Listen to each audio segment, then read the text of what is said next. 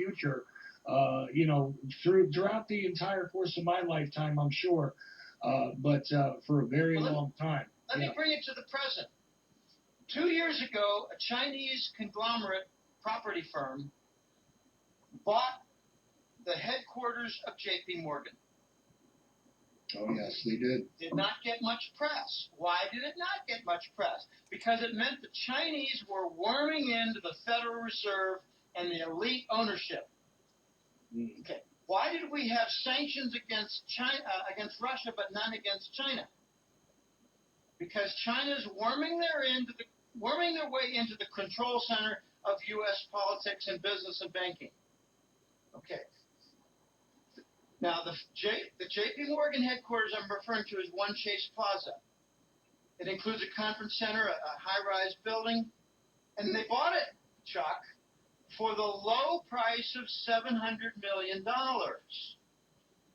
Yeah, which is nothing for a building that is as complex and as modern as that headquarters is in New York. It's commonly stated that the gold vault alone is worth more than that, empty. Right. But there's a conference center, and there's a whole lot more. And I argued 2 years ago that as part of the most favored nation status, China put on a collateral agreement, contract, to the gold lease. And that was, you know what a secure stream is, like for a mortgage bond.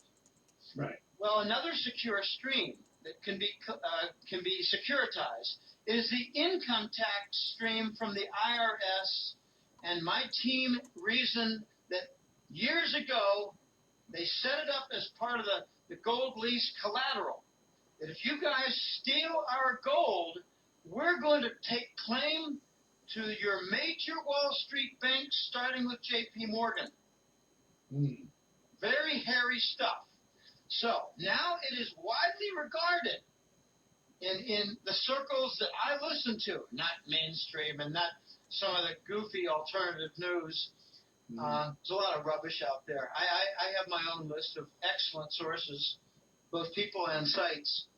It is widely regarded that China owns the major controlling interest of the Federal Reserve. It's widely regarded that China made the assignment of Janet Yellen to be the Federal Reserve head. At the same time, they took control of the International Monetary Fund by blocking congressional efforts to fund the IMF for the last 3 years. So the only funding agent to the IMF has been China, therefore they make the rules. Well, that makes perfect sense, doesn't it? And this is why they can literally buy something like that for pennies on the dollar, because it's not a realistic acquisition. It's just it's there symbolically to basically let them collect, right? No, it's a foreclosure. A foreclosure. They foreclosed on the IRS secure stream bond that we don't hear about. They bought J.P. Morgan for the amount on the loan. There was major losses. I think something on the order of $5 to $7 billion to J.P. Morgan bondholders and stockholders behind the wall. So what this is like almost is when, say, a property comes up in real estate terms in the U.S., you see people buy, say $200,000, $300,000 to $500,000 houses for, $25,000. It's because they were able to purchase it for the amount of interest which is owed, right, on the property. And or the loan. They satisfy that. Right, or the loan, I should say the loan on the property, right? Right. So what they do is they pay off the interest, and then they're given the deed, essentially. That's the kind of thing that happened here. So what you're saying is that was just the interest owed to them, and that's what they picked it up for. China picked up One Chase Plaza, headquarters of J.P. Morgan, for the existing loan on the property.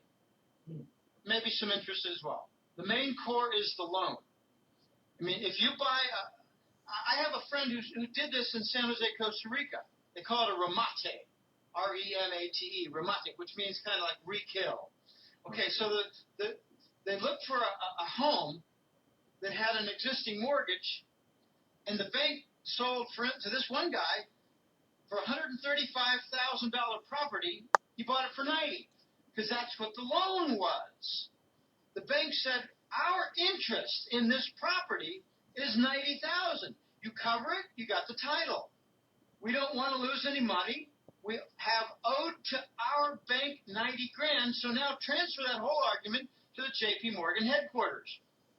China had their mitts on this because the U.S. government put J.P. Morgan's headquarters as collateral on the IRS Secure Stream bond, like a huge macro mortgage bond. The U.S. government mortgage bond for income taxes that we reneged on because we stole their gold. All these, I mean, if you take a look at most of the stories that I told, everyone has a hidden gold angle. That's how important gold is. We're about to lose our country because our leaders stole our gold. And they stole borrowed gold from other countries, and now those other countries are going to run our country. And if you think the Chinese don't have a leg in, you're wrong. In September last year, I did a story how all 50 states have free trade zones, hundreds of companies in some of the states like New York and Texas, but I featured one in Alabama. A 35-year-old Chinese guy owned a company that made copper tubing, employed 200 people. He got a break on income taxes, on property taxes. He's now running just fine, making money, but the employees are not making huge money, do not have lavish fringe benefits like health care and pensions and all that. Right. And 1/3 to 1/4 of all the copper tubing output goes to China. So as we see the colonization commercially of the United States take place in the next few years, the output will be going to China and other places, mostly China. The result will be unspeakable shortages in the United States with high prices. Yeah, well, and that's what it all boils down to. Listen, we're down to about the last 10 minutes here, and of course, I want